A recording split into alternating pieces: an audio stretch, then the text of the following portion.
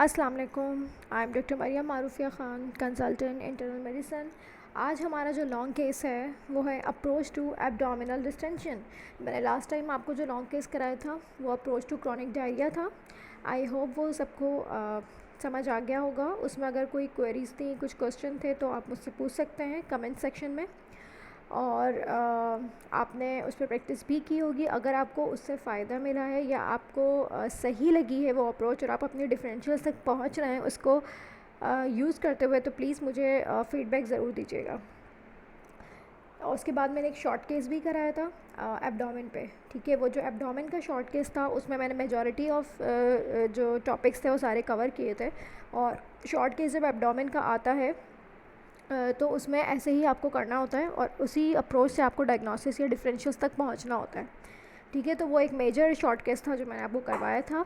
वो आप लोगों को कैसा लगा, आपने उस पर प्रैक्टिस करी, और अगर आपको उससे फ़ायदा हुआ या आपको अच्छा लगा या उसमें कोई सजेशंस हैं तो उसका भी मुझे फ़ीडबैक ज़रूर दीजिएगा यूट्यूब पे कमेंट सेक्शन पे। Now let's start today's long case, that is approach to abdominal distension, basically approach to ascites। ठीक है, ये भी बहुत कॉमन टॉपिक है और बहुत इम्पॉर्टेंट भी है, और हम मेडिकल वार्ड्स में डेली बेसिस पे ऐसे पेशेंट्स देख रहे होते हैं जो एब्डोमिनल डिस्टेंशन और असाइटिस के साथ प्रेजेंट करते हैं। तो अब इस केस को कैसे लेके चलना है। अच्छा, presenting complain, let suppose patient ने आपको दिए कि उसका पेट फूल रहा है, या ठीक है, या उसके पेट में पानी भर गया है, या उसका पेट बढ़ गया है, कोई भी प्रेजेंटिंग कंप्लेन हो सकती है। तो ये एब्डोमिनल डिस्टेंशन हो गई। अब इसका करना है आपने ओडी पारा। जैसे कि मैंने कहा था कि हर प्रेजेंटिंग कंप्लेन का क्या करना होता है, ओडी पारा करना होता है। ओडी पारा में आपने again O for onset, onset पूछना है कि जो एब्डोमिनल डिस्टेंशन है वो सडन ऑनसेट है या ग्रेजुअल है, अचानक शुरू हुई है या आहिस्ता आहिस्ता पेट बढ़ना शुरू हुआ है। दैन ड्यूरेशन कब से है, इससे आप अंदाज़ा लगाएंगे कि एक्यूट डिस्टेंशन है और क्रॉनिक डिस्टेंशन है। एक्यूट डिस्टेंशन के कॉसेस अलग हैं, क्रॉनिक डिस्टेंशन के कॉसेस अलग हैं। यूजुअली जो हमारे पास पेशेंट आते हैं वो क्रॉनिक डिस्टेंशन के साथ आते हैं।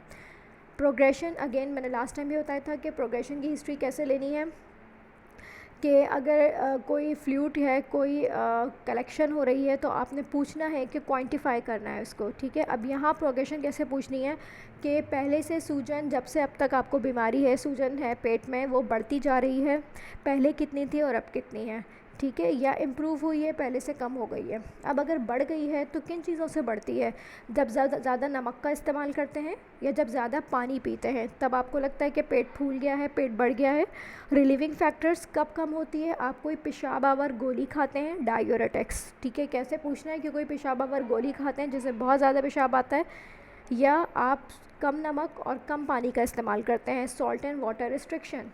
इससे आपके मेजर डिफरेंशियल्स जो है ना आप यहाँ पे अपने रूल आउट कर रहे हैं, लाइक कंजस्टिव कार्डियक फेलियर, ठीक है, क्रॉनिक किडनी डिजीज़ और क्रॉनिक लिवर डिजीज़।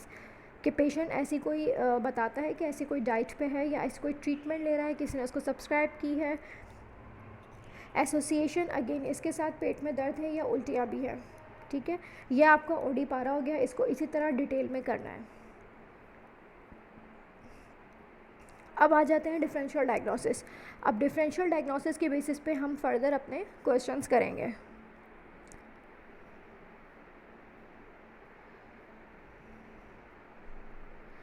ठीक है, अब डिफरेंशियल डायग्नोसिस में सबसे पहले हम जो क्रॉनिक डिजीज़ है ना, जो क्रॉनिक डिजीज़ हैं, ठीक है, जो कॉमन है और जो क्रॉनिक है, पहले हम उनके क्वेश्चंस करेंगे। हमेशा कॉमन चीज़ों को पहले करें, रेयर चीज़ों की तरफ बाद में जाएं, और वो भी रेयर वो पूछें जो इम्पॉर्टेंट हो।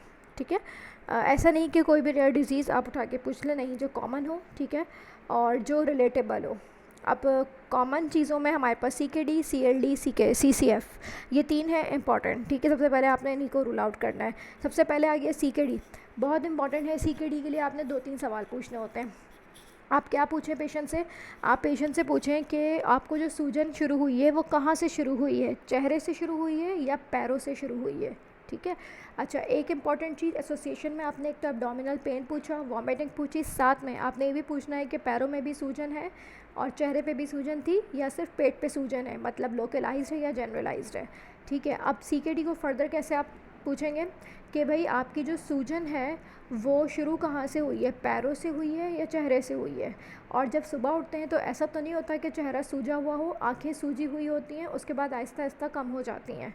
एक क्वेश्चन। दूसरा क्वेश्चन आपने पूछना है कि पेशाब की कोई तकलीफ़ है, पेशाब कम आ रहा हो, ज़्यादा आ रहा हो, पेशाब की रुकावट हो, कभी छोटे पेशाब में कोई मसला हो, कभी डायलिसिस हुए हो आपके, ठीक है, कभी छोटे पेशाब में खून आया हो, कभी उसमें झाग आए हों, कभी आपने उसके टेस्ट कराए हों। ये आपका सीकेडी का हो गया, ठीक है। अगर सीकेडी इसको होगा तो इसमें से कोई ना कोई क्लू आपको लाजमी मिलेगा। अच्छा, नेक्स्ट पे अब आप आ जाएँ सीसीएफ। सीसीएफ का आपने अगेन ऐसे पूछना है कि आपको पेट में सूजन है, साथ में पैरों पे भी सूजन है, ठीक है।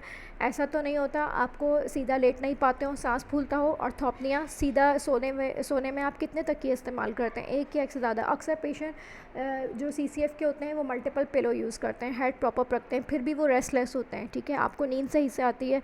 दूसरा, पैरोक्सिस्मल नॉक्टर्नल डिस्निया, कभी अचानक घबराहट से, सांस बंद होने से रात में आँख खुली है आपकी, ठीक है।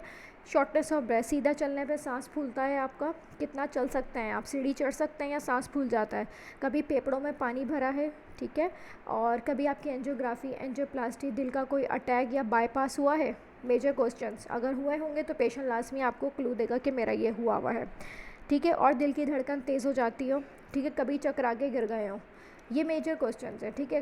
कंजेस्टिव कार्डियक फिर अगर होगा तो इनमें से आपको क्लू मिलेगा। अब next, chronic liver disease. Chronic liver disease का आप ये पूछ सकते हैं, कभी आंखें पीली हुई हैं, पीलिया हुआ है जिसमें आंखें पीली हुई हों, जिगर में कोई इन्फेक्शन हुआ हो, आप नाम लेके पूछें, आपको यरकान हुआ है, हेपेटाइटिस बी सी कभी हुआ है, कभी टेस्ट कराए हैं इसके, कभी कोई इसका कोर्स किया है दवाइयों का, ठीक है। आपने इस तरह से पूछ लिया।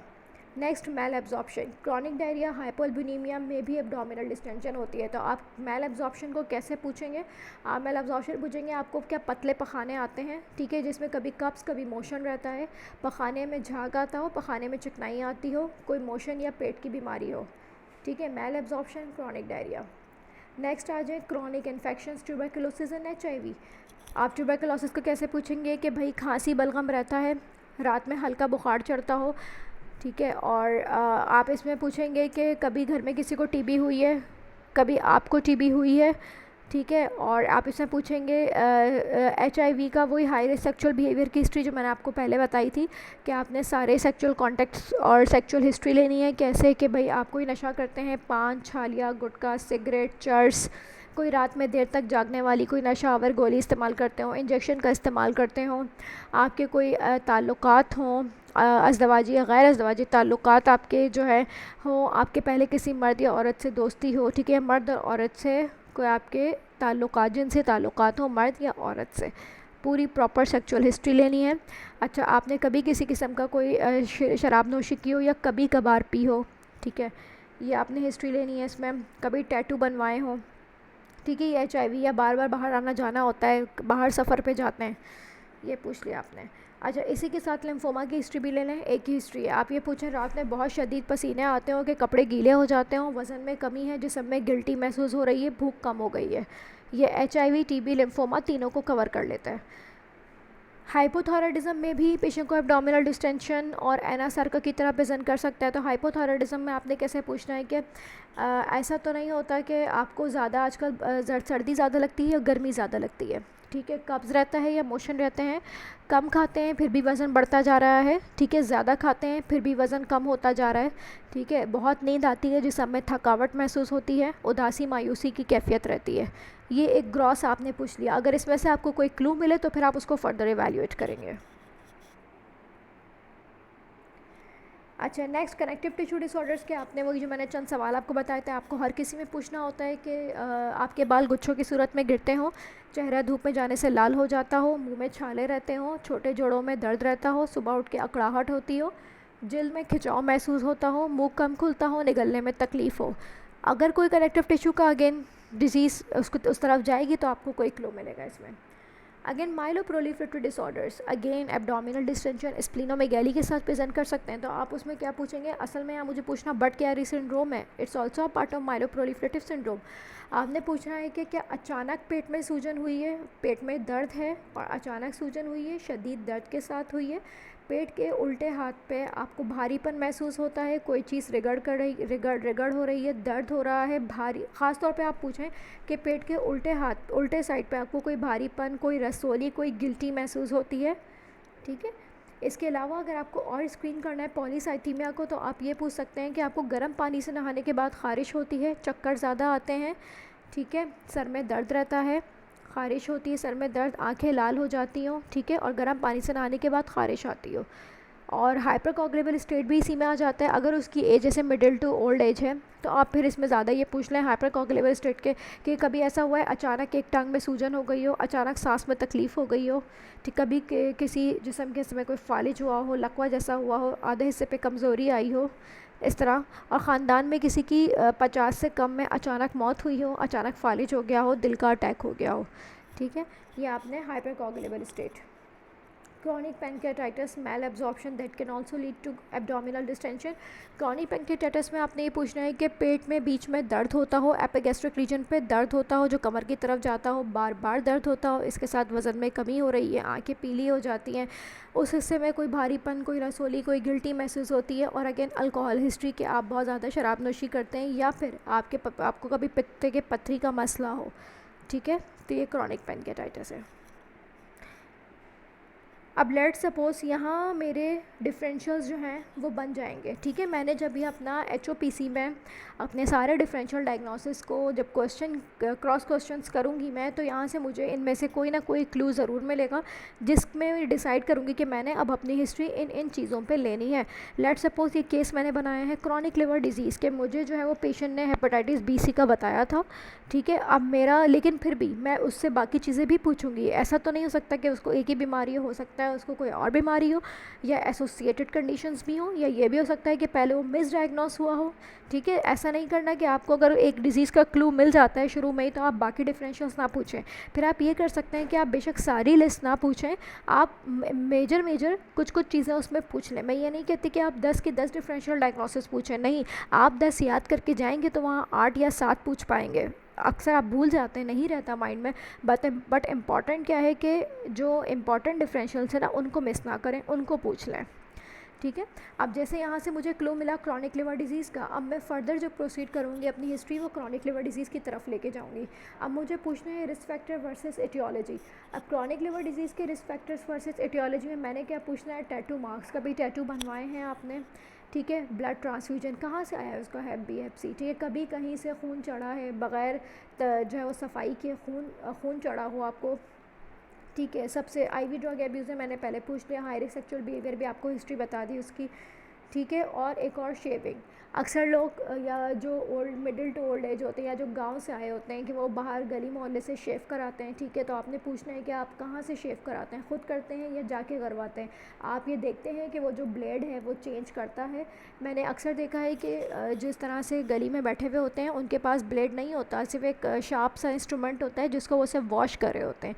तो ये आपने पूछना है कि आपके सामने वो नया ब्लेड तब्दील करता है या नहीं करता है, ठीक है ये। और दूसरा इसमें एक और कि अगर एक पॉइंट मैं ऐड करूँगी कि अगर यंग चाइल्ड है, ठीक है, जैसे कि अंडर 20 है, CLD सस्पेक्ट करें आप, इसी तरह प्रेजेंटेशन है, तो आपने ना एक हिस्ट्री में यहाँ ऐड करना चाहूँगी, मदर की हिस्ट्री लेनी है कि क्या आपकी अम्मी को हेपेटाइटिस था, क्योंकि वो फिर हो सकता है कि उसको ड्यूरिंग प्रेगनेंसी जो है वो पेरीनेटल पीरियड में उसकी ट्रांसमिशन हुई है। अगर तो बच्चा आपके पास आता है, ठीक है, बच्चा आपके पास आता है सिम्टम्स के साथ CLD, तो आपने एक ही हिस्ट्री लेनी है कि मदर को, आपकी अम्मी को कोई हेपेटाइटिस B तो नहीं था, ठीक है। ये एक हिस्ट्री में ऐड करूँगी यहाँ पे। अब एटियोलॉजी भाई आपने डिसाइड कर लिया कि इसको हेपेटाइटिस है, ठीक है। अब कौन सा हेपेटाइटिस है, क्रॉनिक सिरोसिस है, let's suppose chronic liver disease है, तो उसकी तो मल्टीपल एटियोलॉजीज़ हैं। इस पेशेंट में क्या है, मोस्ट कॉमन ऑल्दो हमारे सेटअप में chronic liver disease secondary to viral hepatitis है, बट हमें और एटियोलॉजीज़ को भी क्वेश्चन करने होंगे। अब सबसे पहले तो वायरल हेपेटाइटिस का आपने पूछना है। आप डायरेक्ट नाम लेके पूछें कि भाई हेपेटाइटिस B के C के टेस्ट कराए हैं आपने, कभी आपको हेपेटाइटिस A या E हुआ है, ठीक है। दूसरा हीमोक्रोमेटोसिस के क्या क्वेश्चंस होते हैं, ये होता है कि आपकी जिल्द की रंगत में तब्दीली आ रही हो, जिल्द की रंगत का पन गहरापन हो रहा हो, साथ में आपको बड़े जोड़ों में दर्द होता हो, ठीक है। आपको हाल ही में ज़्यादा पेशाब, ज़्यादा भूख, ज़्यादा प्यास लग रही हो, डायबिटीज़, ठीक है। और सेक्सुअल हिस्ट्री कि आपको अज़दवाजी ताल्लुकात में मसला हो रहा हो, ठीक है। तो ये आपने मेजर हीमोक्रोमेटोसिस की हिस्ट्री ले ली, जॉइंट पेन और पिगमेंटेशन, डायबिटीज़ और इम्पोर्टेंस, ठीक है।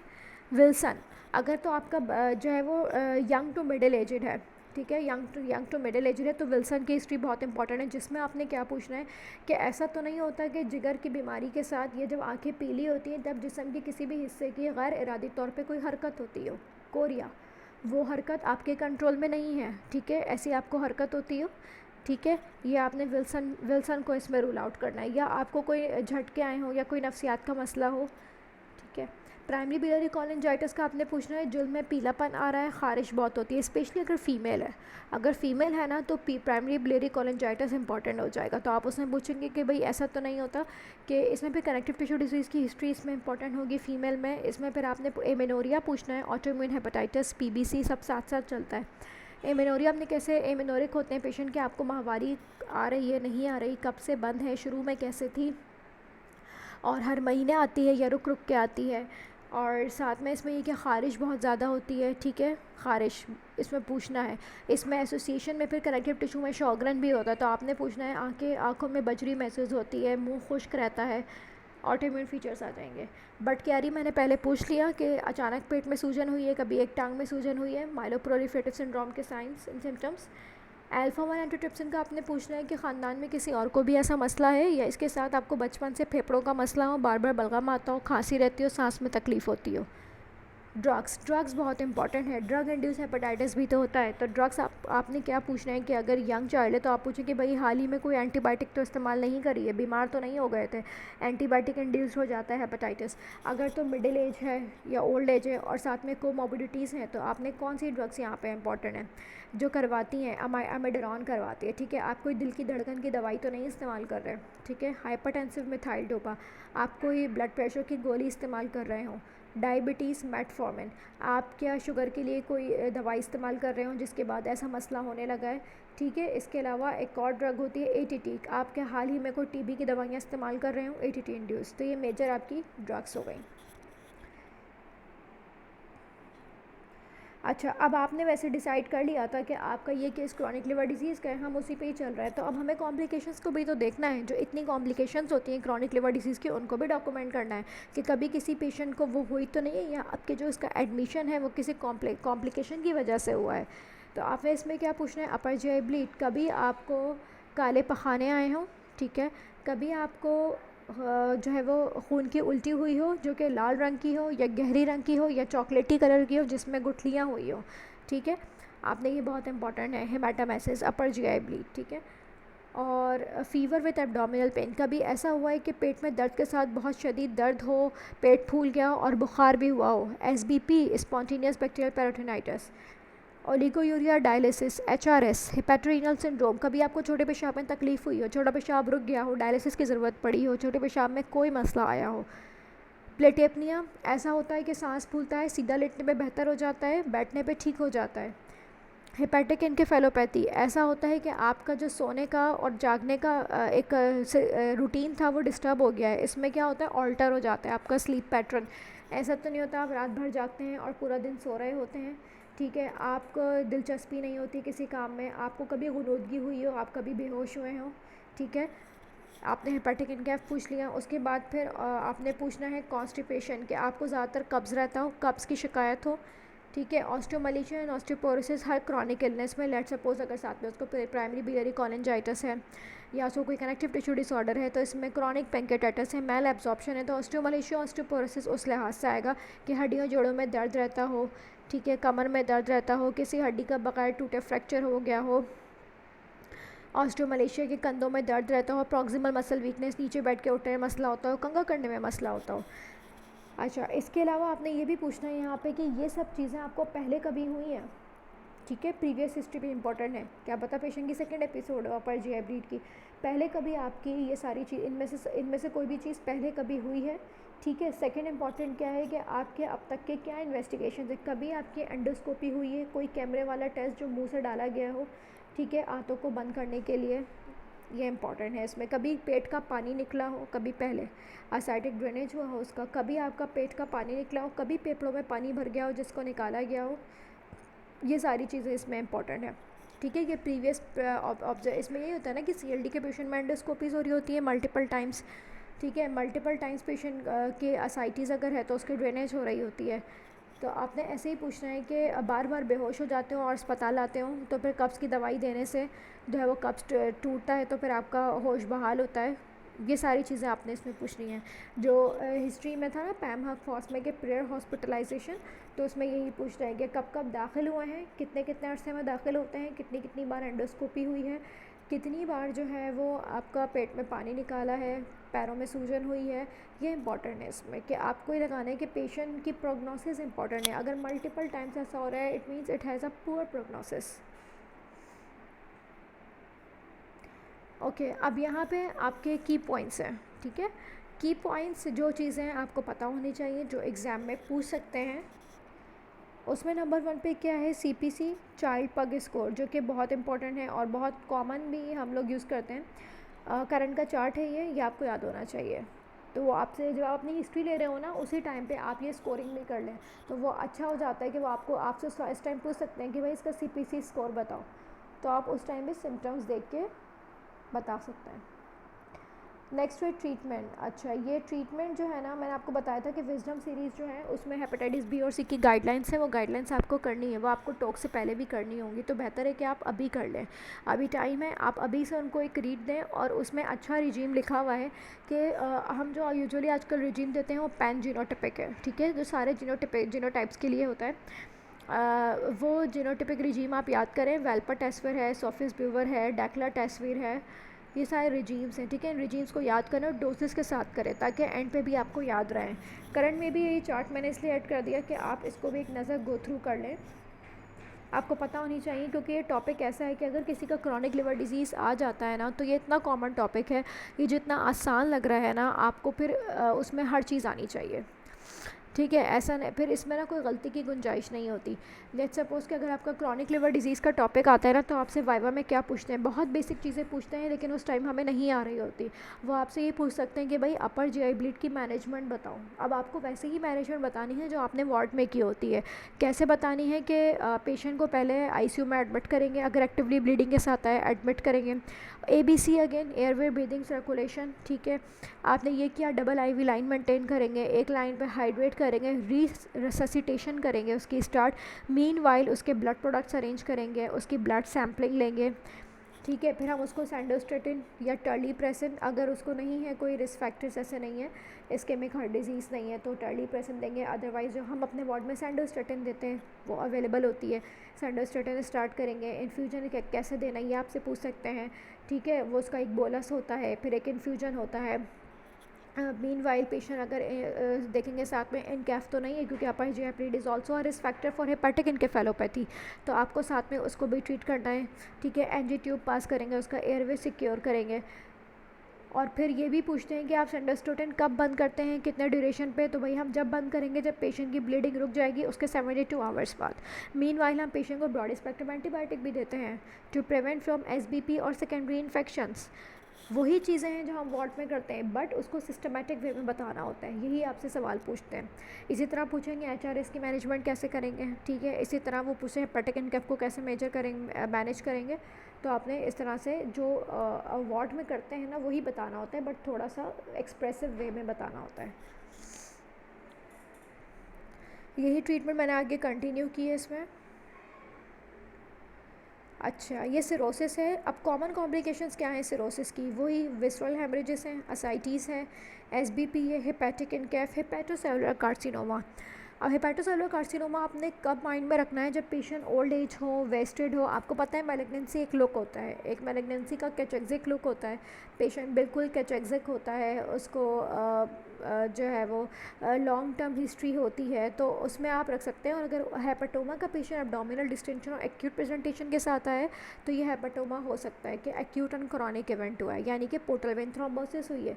लाइक अगर पेशेंट आपका ऐसा शॉर्ट केस में आता है ना जिसमें एब्डोमेन डिस्टेंशन है, टेंडर लिवर है थोड़ा सा, और आपको पेरिफेरल स्टिग्मेटा मिल रहे हैं CLD के। पेरिफेरल स्टिग्मेटास क्या होते हैं, हैंड से अगर स्टार्ट करें तो पामा इरिथमिया आपको मिलेगा, डिप्टाइरियन कॉन्ट्रैक्चर मिलेगा, हेपेटिक फ्लैप्स मिलेंगे, ठीक है।